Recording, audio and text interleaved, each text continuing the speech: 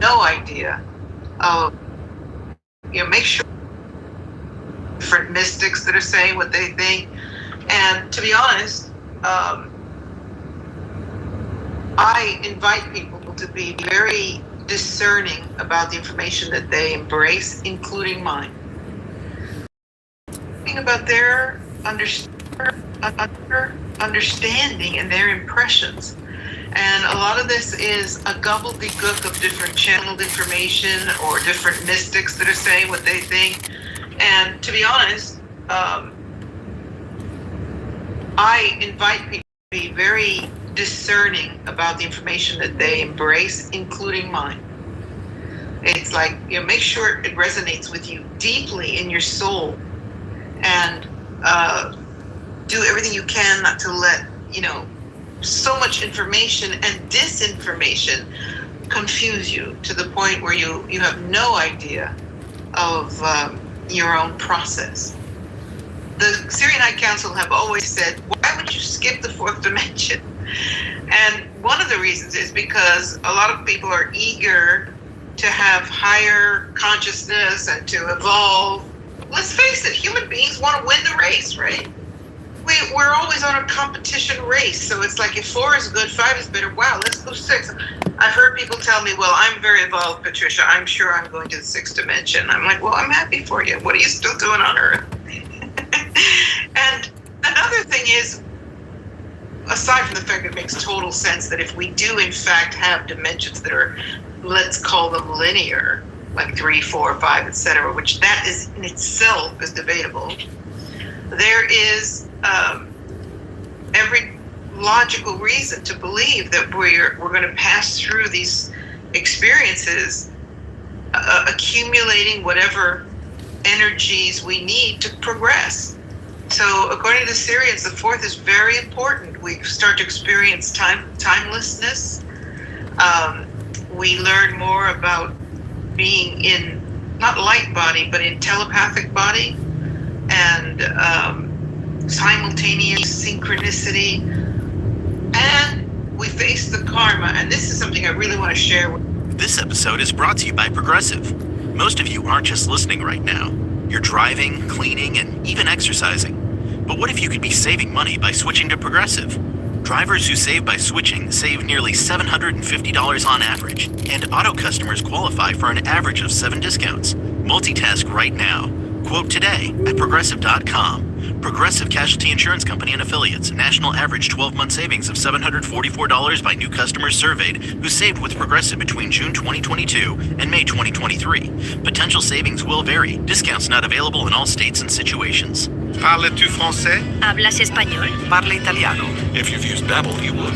Babbel's conversation-based technique teaches you useful words and phrases to get you speaking quickly about the things you actually talk about in the real world. With lessons handcrafted by over 200 language experts and voiced by real native speakers, Babbel is like having a private tutor in your pocket. Start speaking with Babbel today. Get up to 55% off your Babbel subscription right now at babbel.com/listen. Spelled BABBEL.com/listen. Rules and restrictions may apply. What's the only thing better than getting all of your favorite groceries from Kroger delivered through Instacart in as fast as 30 minutes? That would be getting in-store prices on those groceries from the comfort of your couch, or your futon, or your kitchen table, or your daughter's beanbag that's unexpectedly comfortable. You can enjoy in-store prices on all of your faves at select Kroger locations and get delivery to your door in as fast as 30 minutes through Instacart. For a limited time, fees and in-store offer exclusions apply. We face the karma, not only our own individual karma, but the karma of the entire civilization, which explains why we are insane right now. I mean, come on. Aside from war everywhere, the human race is doing some very bizarre stuff. We're in extreme, I said to somebody the other day, what is this, Sodom and Gomorrah? For goodness sake, let's get a grip here. Very bizarre, no holds barred behaviors. Lots of satanic stuff, lots of extreme fanaticism on the other side, religion, and somewhere in the middle, we're all trying to make sense of everything. And I just think it's a very, very interesting time. And I do believe that I totally embrace the idea of what I hear, which is what I go by, which is that we are feeling the fourth dimension fluttering over us, fluttering back out. We're not really there in it yet. But what we're seeing as a civilization is the entirety of human civilization, all of our accumulated karma, right in our faces. We're seeing the medieval manic behaviors, the futuristic, I don't know, it's just like, whoa, it's too much for me. And this race towards artificial intelligence, this almost return to medieval mindset when it comes to religion and all of these aspects. And I just think that it's like just one large cinemascope of everything that humanity has gone through over the millennia. I want to talk to you about some of that stuff, artificial intelligence and some other things, but I want to go back because my listeners are not going to appreciate the fact that I did not ask you about the Sirians. So tell us who these beings are. Okay, they have presented themselves to me as a council of evolved souls who were once also three-dimensional beings in the star system, and whose planet has now evolved to the sixth dimension. So, there are 3 stars in the Sirian star system. The first one, which we'll call it Sirius A, is still here in the 3rd dimension, and in fact, many people describe it as the blue star, the white blue star, and it's on the horizon. If you go down Orion's belt on the horizon, a straight line, you see this bright blue star in the sky. I love it. That's Sirius A.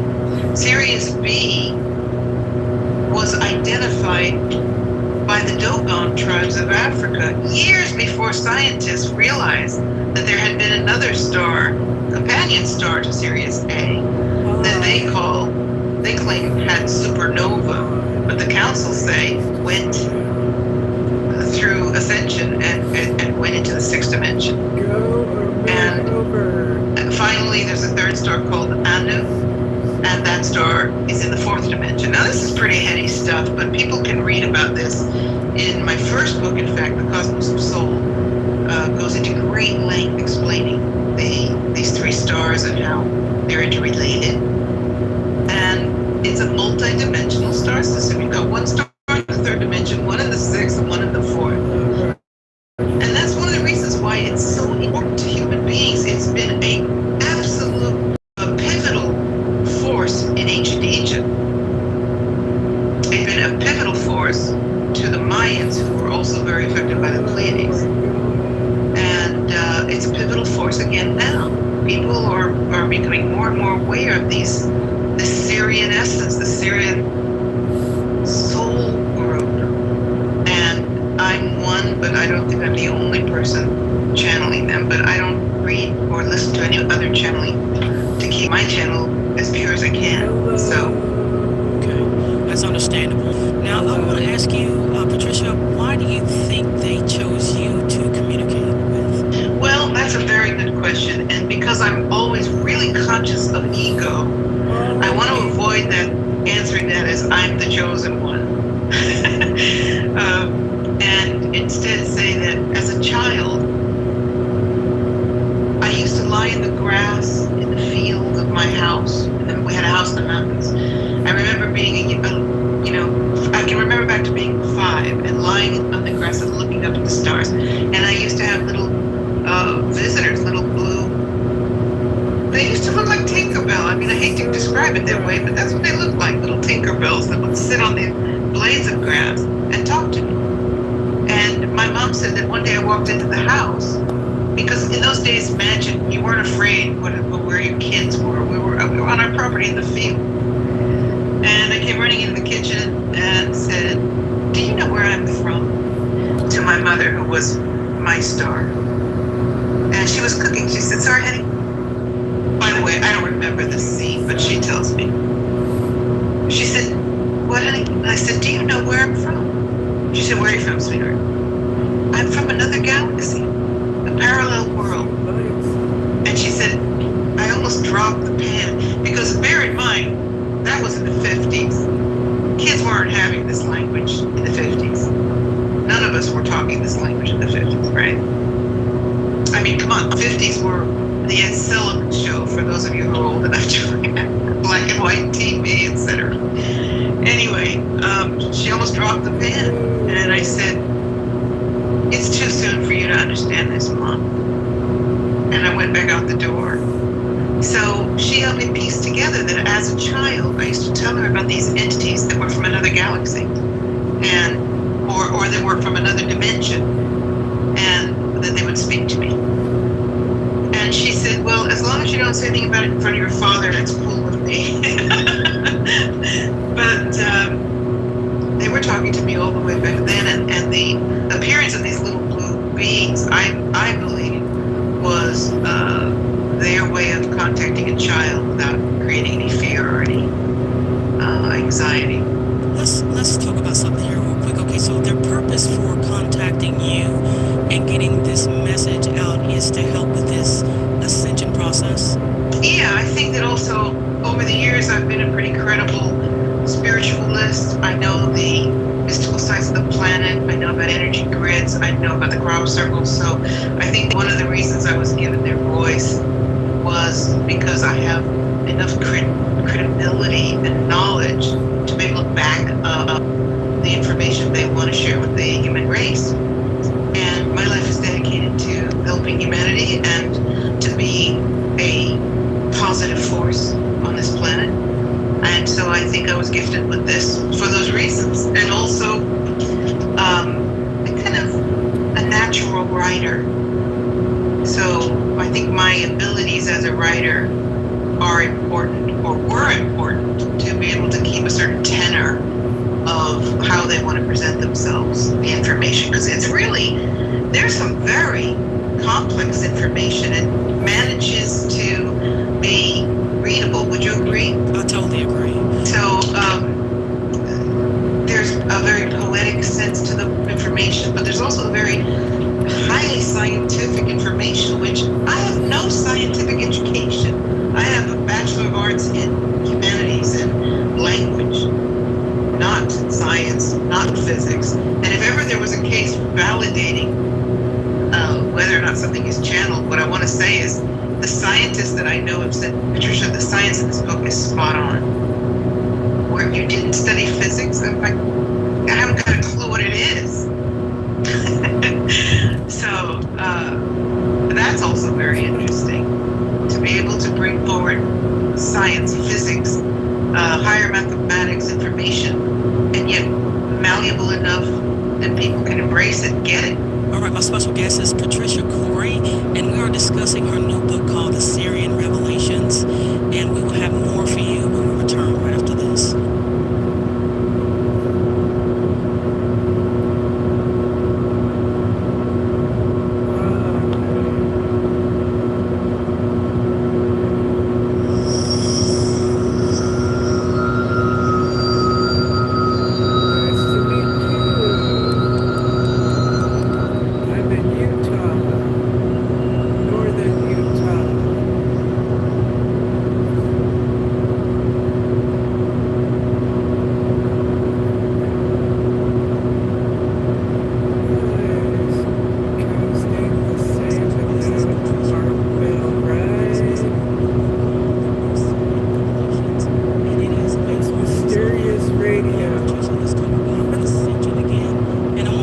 What's the difference between that and dying? Well, this is a subject that I really find very fascinating, because people are terrified to talk about death and exalted to talk about ascension. And I've said to them, what's the difference?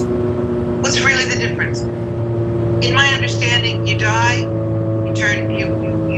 you pass into spirit body, you go about your business to whatever your next step is. Ascension, I don't believe that you physically leave I feel that the ascension process is one where you take your body with you. But who knows? Could be that the dying process is not unlike the ascension, other than you pass out of your body and you're immediately in another dimension. To be honest with you, I think that we're making ourselves too crazy about this, and that, as I wrote recently on Facebook, if you die,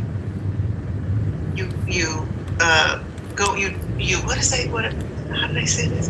When you die, you revert to spirit. When you ascend, you revert to spirit. What's the difference? I just think that what needs to happen to understand ascension and death is for more of us to have a greater understanding of the immortality of our souls and the fact that we actually don't die. We want to think about ascension as almost like an escape from death. We don't die. We transmute form. So what's there to worry about? Okay, let me ask you, so when is this ascension supposed to take place? Do you know that? According to the council, we are already in the ascension process. We are already experiencing the fourth dimension. And there's something very interesting about this is, I always invite people to take a good look at the sun. It's not yellow anymore, it's white. That's exactly right. It is completely white, and the reason that the council give us, because there's every kind of explanation. You can say it's the ozone, you can say it's chemtrails, but no, I've got no chemtrails here. I've got blue sky and white. This episode is brought to you by Progressive. Most of you aren't just listening right now. You're driving, cleaning, and even exercising. But what if you could be saving money by switching to Progressive? Drivers who save by switching save nearly $750 on average, and auto customers qualify for an average of 7 discounts. Multitask right now. Quote today at Progressive.com. Progressive Casualty Insurance Company and Affiliates. National average 12-month savings of $744 by new customers surveyed who saved with Progressive between June 2022 and May 2023. Potential savings will vary. Discounts not available in all states and situations. Did you know that you can buy your car completely online on AutoTrader? Really? Just visit autotrader.com, filter and search through dealer listings for the car you want, make, model, color, and all the features that matter to you. Go ahead, get picky. Whether you're into subcompacts with heated cup holders, crossovers with all-wheel drive, pickups with kicking sound systems, or SUVs that can survive whatever chaos your kids unleash. Just drop in your info and you'll only see cars in your budget. Really, once you find your one and only, you can do the whole deal online and have the car delivered to your driveway. Or you can pick it up at the dealership and drive your new ride right off the lot. Really. AutoTrader makes it easy to buy your car online because the whole process is designed around your wants and must-haves. AutoTrader. Buy your car online. Really. Let's be honest, healthcare can be expensive, so check out Redeem HealthShare. It's a faith-based way to manage medical costs with flexible programs to fit your budget and your values. You're not dealing with insurance, just a community of believers helping each other through life's ups and downs. This is more than healthcare. It's hope. It's healing. It's faith in action. Call 1-844-REDEEM-0. That's 1-844-REDEEM-0. Join the movement. Share joyfully. Live redeemed. Sun. And why? And the answer is from the council that the sun is already experiencing itself in the fourth dimension. It's not still, it hasn't transmuted completely, but it's fluttering in and out of the fourth. So if you've noticed, let me just add to that. And one of the processes about ascending is the transmutation of form, the purification of form. So that would make every sense that the sun is whiter because it's going into a higher state of its own existence. And we're seeing more and more pictures from Soho, and this is mentioned in the book, where big holes in the sun are being photographed by Soho heliosphere imaging from NASA, if you can believe anything from NASA. But we are seeing holes in the sun in those pictures. And if anyone is wondering what I'm talking about, just go on the NASA page or Soho, SOHO, and look for images of the sun, and you'll see pictures. They've even called it a keyhole in the sun, where you've got large splotches of the sun that are not there, and you can see through and see the stars behind it. So the question is, wait a minute, I thought the sun was a gaseous sphere. Or is it because it's really not what it's depicted to be? We've been told it is. Or is it because swathes of this plasma are disappearing to the fourth dimension and then unable to still hold that frequency? It's not evolved to that point yet, coming back into its three-dimensional body. Now, this is pretty heady stuff, I realize, but it makes total sense. And it's about the only thing that does make sense to me. Right, very good. Now, you know what? I know you say it's heavy, but trust me, they've heard some doozies on this show, so I think they can handle it. Trust me, my listeners can handle it. Your book has some really, really good chapters in it, and one thing that did catch my eye is you mentioned Antarctica, and that it is a place of significance, and that in your book you stated that we need to watch Antarctica, so I want to know why. Well, Antarctica at the moment is the subject of much discussion.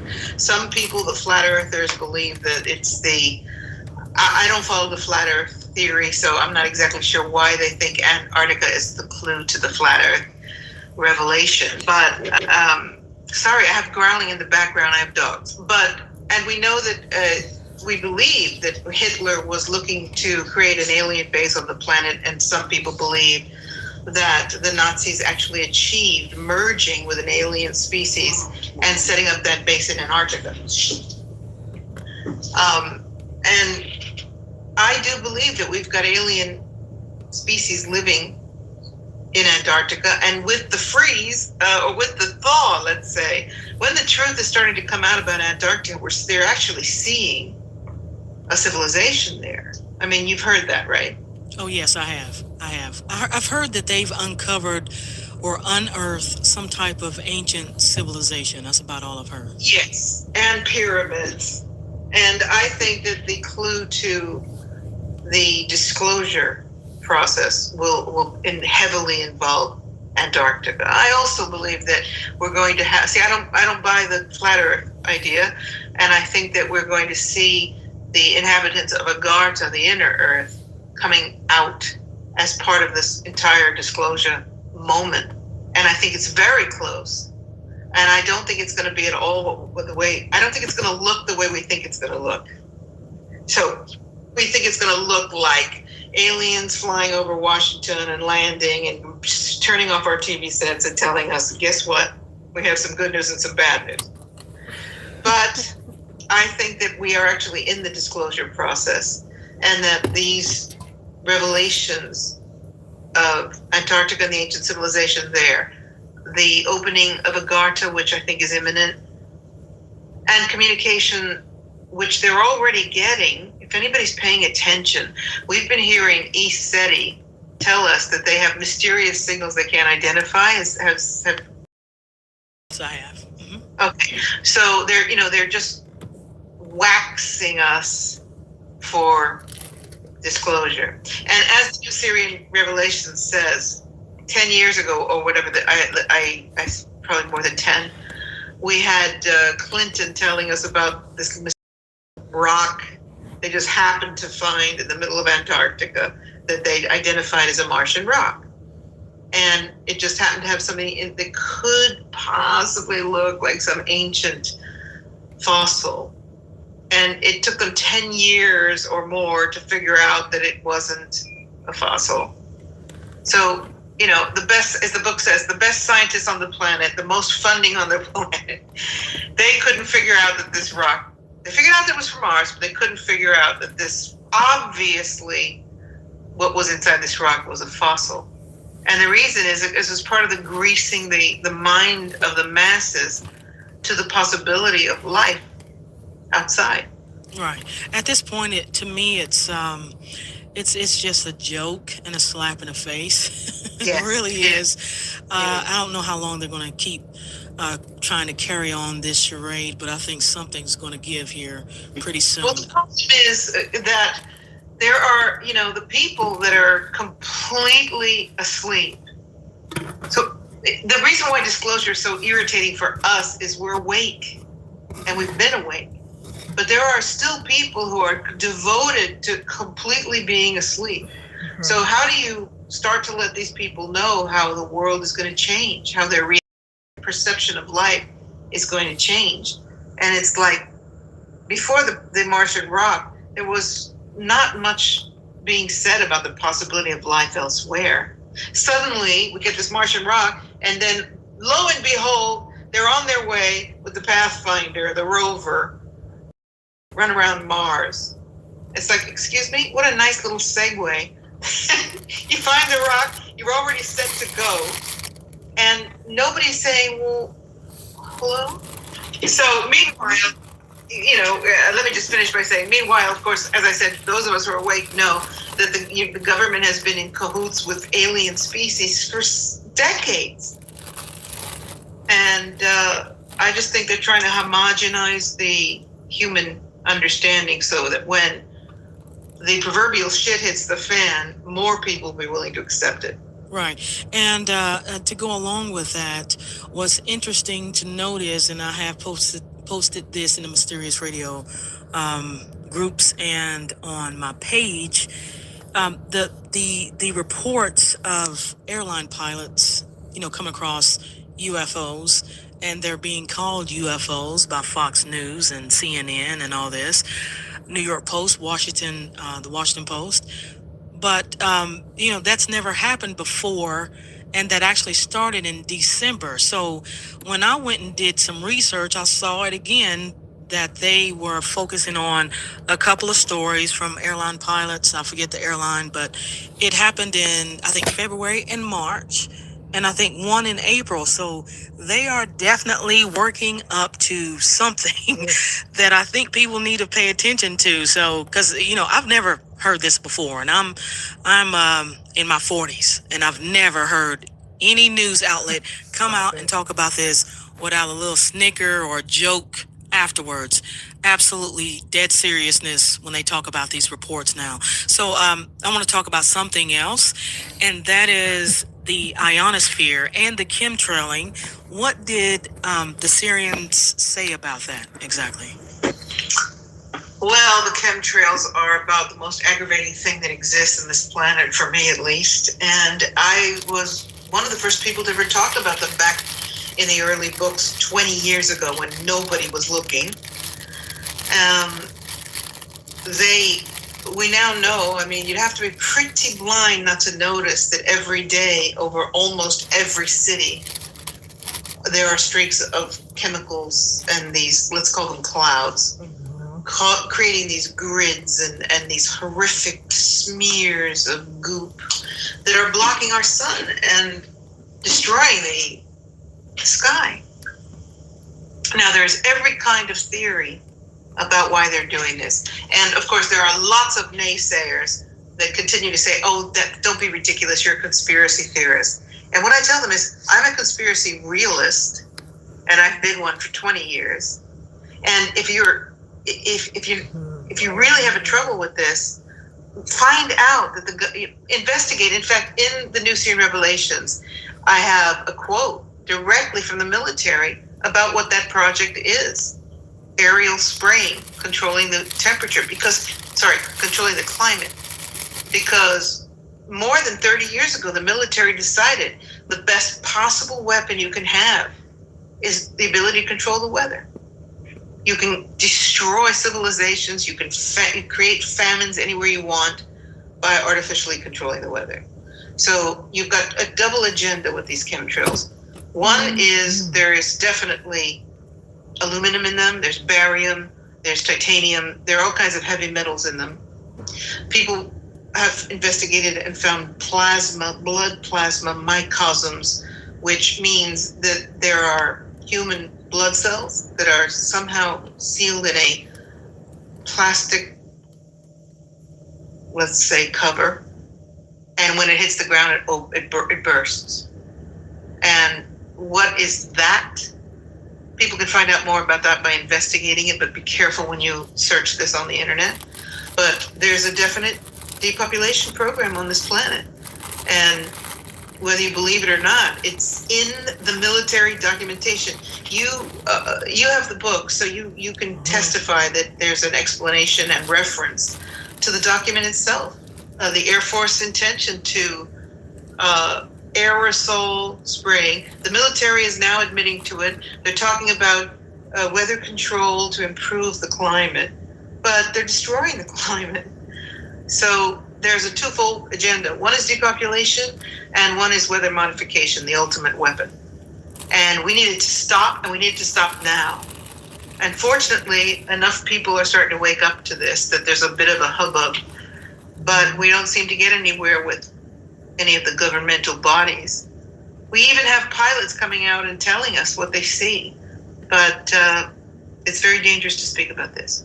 Okay, I understand that. Now, let's talk about a planet that is showing some weirdness. Okay, nobody knows exactly what's going on there. I'm talking about Saturn, with that storm that's in the shape of that hexagon. What do you have to say about that? Or what do you know about it? It's very interesting. There's this clear hexagonal shape on the planet Saturn, and what's up with that? All I can say is that we're seeing sacred geometry manifest everywhere. And some people believe that hexagonal formation has something to do with beings on the planet that are manipulating the atmosphere, energy, or whatever. Some people believe it's the planet itself, the consciousness of the planet creating the most, what's the word I'm looking for? The bees use the hexagonal form for their cone, for their hives. Mm-hmm. It's the most efficient sacred geometrical form that exists. So I don't know what to say about that other than to say that we're seeing lots of planets in our solar system are changing. And this is another part of the book, another aspect of the book. The theory is the sun is going through ascension. Therefore, the Earth, by nature of being a planet in the solar system, because we never really think about that. We always think about somehow being this unique body in the middle of the heavens, but we are a chakra of the sun. The planets are like chakras of the sun when you look at things metaphysically, energetically. And all of these planets are changing. Earth is heating up. And that's another reason why they're trying to cool it down, because despite the debate that's always ongoing about global warming, it's definitely heating up. The fact that you can have an extraordinarily brutal winter on the East Coast, is that because the planet is cooling down, or is it because it's manipulated chemtrail and other devices, weaponry to create that pattern? Right. But the Earth is heating up. Other planets are heating up. They're becoming more luminous. Saturn's got that formation. The rings around Saturn are changing. The colors, the lights that are coming off the planets are getting brighter. Something's going on here. Our sun is white. It used to be yellow. Something is going on here. Holy shit, and, it's cool. Again, the council say that it's because the sun is accelerating into a higher state of its own existence. Very exciting stuff. Yes, it is. All right, Patricia, I've really enjoyed this conversation with you. I want you to take a moment now to tell my listeners where they can find more information about you and your books. Boy, that really flew. Thank you for being such a great host. All right, my website is Patricia Cori, that's CORI.com. I also have another website, which is a bit out of date, but full of information. It's called SyrianRevelations.net. And you asked me to say if there's anything I want to share with people about what I'm up to. I have a series of journeys, very exciting sacred journeys that I'm always doing, as far as also workshops. I also do clairvoyant readings by Skype, but I do have, currently have in 2019, I'm doing a sacred journey in Egypt that includes going to Tel Amarna, where you rarely get a chance to go, to see the utopic environment that was created by Akhenaten, who I call the extraterrestrial pharaoh. And it's very controversial who he really was, but without a doubt, he's got the elongated skull. It's an extraterrestrial civilization. So it's currently sold out. I'm trying to get some more cabins available because it's a 9-day cruise in Egypt. And if anybody's interested in that or any of my other programs, they can write to me through the website. All right, very good. Patricia, many blessings to you, and I appreciate your time. Thank you. I so appreciate yours. All right, that's going to bring this one to a close. I want to thank my special guest, Patricia Corey, for joining me. Take it all in, and you decide for yourself, okay? Pick up Patricia's books from Amazon. Visit her website, patriciacorey.com. I want to thank my producer tonight, Kim, and the Mysterious Radio team. I'm your host, K-Town. Have a great night.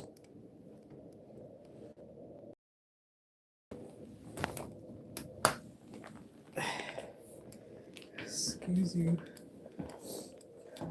Alright.